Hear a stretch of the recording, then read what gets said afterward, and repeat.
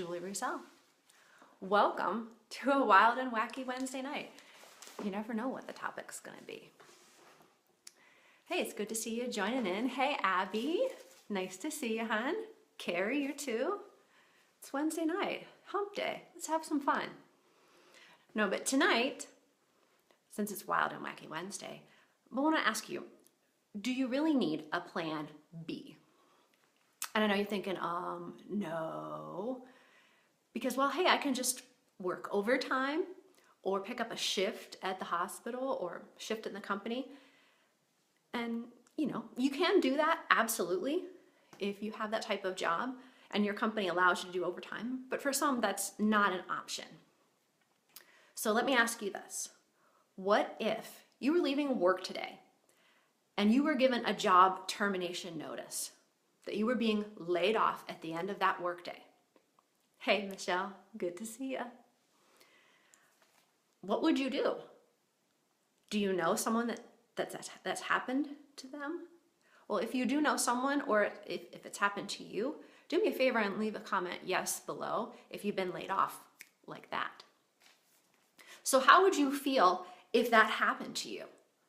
Well, I'm sure you'd be stressed. I'm sure you'd be upset. I'm sure you'd be angry and probably want to go postal on them right about then, because you could be losing your benefits, your job, your pension plan, all the things you need to provide for your family.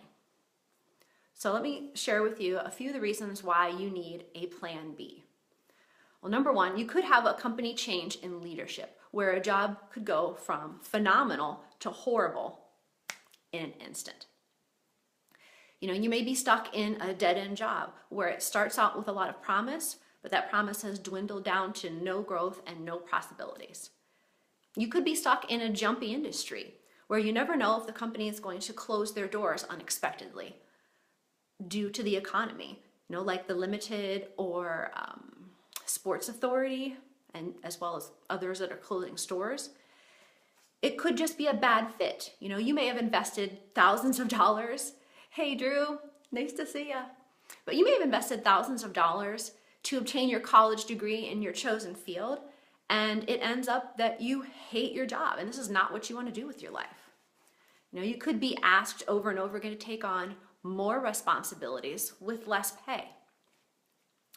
Or you could have a family situation with health concerns, a lot of little ones running around that you have extra bills that you need things to pay for.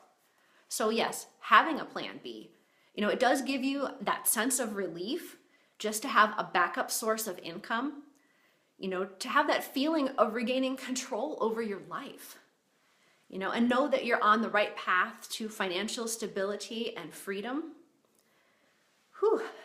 It's definitely a relief off your mind.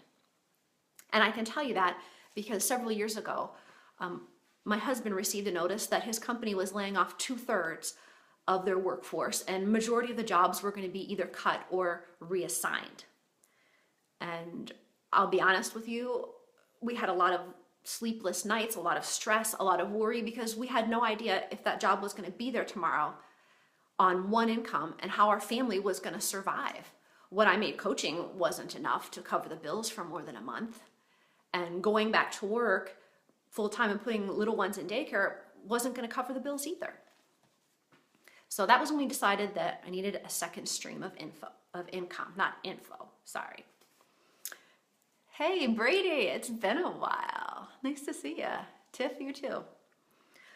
But yes, and I know you're probably thinking, well, hey, it's not going to happen to me. I'm in a stable company. I have a stable job. Well, the reality is it happens to people every day. So think of it this way, and this is how a mentor explained it to me, that if you're an employee somewhere, you have a target on your back because somebody else above you signs your paychecks. And the company that you work for, the higher ups, they're going to be sitting in a room and they're going to be talking about you. And they're going to say, do we really need to pay this person X amount of money? Isn't there a way that we can potentially change the compensation plan to, or a way to find someone that they can hire for 60%, for half of what they pay John or Jane Smith, who can do about 60% of the same good work. Yeah, that happens every day. It's called corporate America. And I know this has happened to a lot of my friends recently. So I hear you, I feel you. So if you want to start replacing an uncertain income, add additional cash flow to your family's budget, comment just the capital letter B below, or feel free to PM me. I'm happy to share what I've learned. I'm not a financial expert, but I'll be happy to help point you in the right direction. Because taking care of my family is my first priority. That's why I needed and started a plan B, to just take that worry and stress out of the equation before it was too late. Thanks, Michelle. Hey, Joe, nice to see you. So I will catch you later.